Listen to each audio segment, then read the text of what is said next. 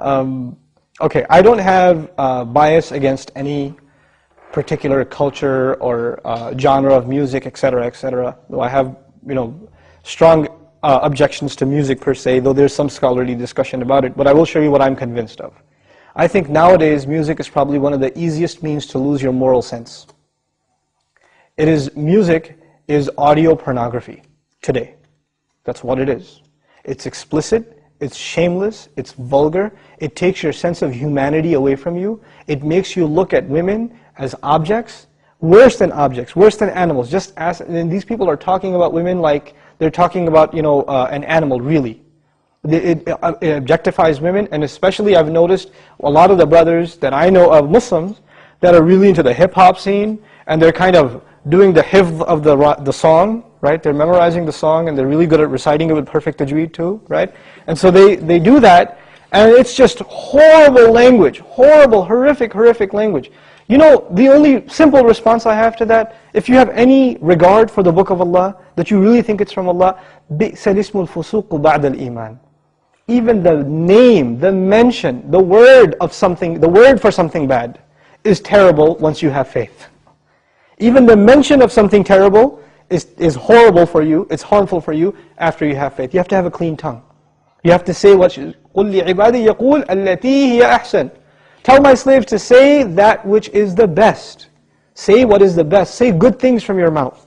So this is the first thing. When you say horrible things, and you say things that are in direct contradiction to the moral gauge Allah gifted us with, then obviously you're deviating from your natural fitrah, your predisposition to turn to Allah. And when you constantly listen to garbage like that, then you get deviated. And you don't find pleasure except in disobedience to Allah. And that's a sign of a sick heart.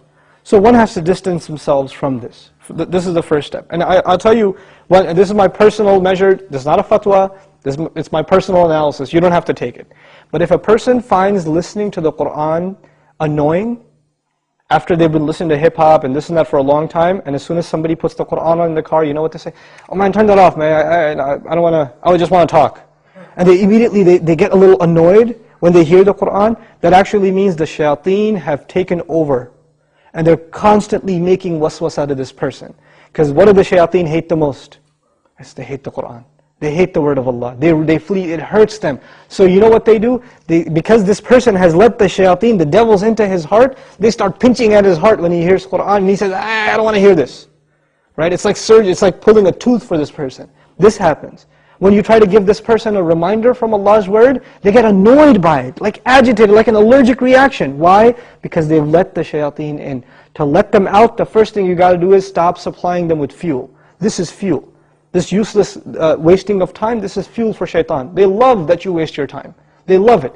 Because the one asset, the one piece of wealth Allah gave every human being is time. And what is music and TV and YouTube and Facebook and MySpace and like Twitter and whatever else? If you're spending hours and hours and hours on this stuff, what is it except destroying your time? It's taking that one asset away from you. Shaitan would love nothing more. May Allah subhanahu wa ta'ala give you the strength to get away from these temptations. My advice that I keep going over, I can't get enough of giving this advice, find better friends. Find company that is not into these things and try to spend more time with them, and inshallah you'll wean yourself off of these habits. Bi-idhnillah.